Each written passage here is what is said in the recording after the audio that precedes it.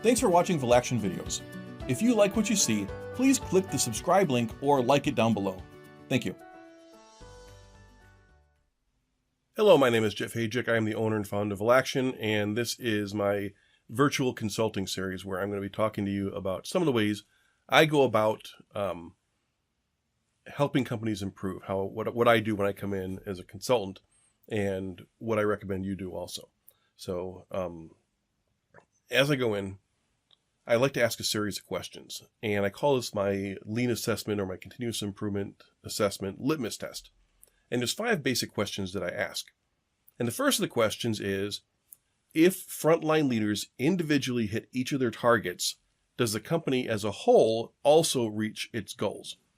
So I'm checking for the receptiveness to the concept or the philosophy, the tool of policy deployment.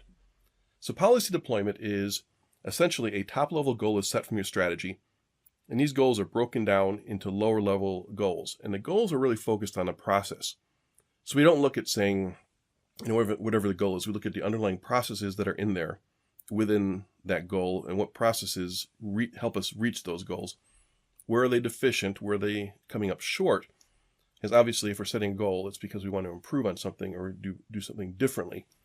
And generally that means our processes are not capable of reaching those goals. So we're looking at the processes and we set targets based on those processes. We set improvement targets around those processes. So theoretically, if you take each individual goal from the frontline leaders and they all come from the higher level goals, if every frontline leader hits their goals, the company is going to hit its goal. So whatever the target is, whether it's a sales target or a goal related to inventory turns, whatever the target is, each person in the organization has a piece of that pie. And if they're all hitting their goals, the whole company should hit its goal. So I ask leaders this question, and I generally get 3 answers. I get yes, no, or I don't know. And I'll talk about each of those responses and what I look for in a little bit more detail. If somebody says yes, I don't let it go at that. I ask a follow-up question. I say, well, how do you know? Show me how you know. And it puts them in this position where as a leader, they're being questioned and being challenged. And a lot of leaders don't get that in a traditionally run, top-heavy organization where you have management dictating through a lot of gut feel. So if the management team can't give me their process for how they make sure that the bottom level goals cascade or they reach the top level goals, I have to question the leadership processes. And again, a lot of managers aren't accustomed to that. So what I'm looking for here is not so much what they do, because most companies don't have a really good process improvement, or they don't have a really good policy deployment set up, and that leads to process improvement.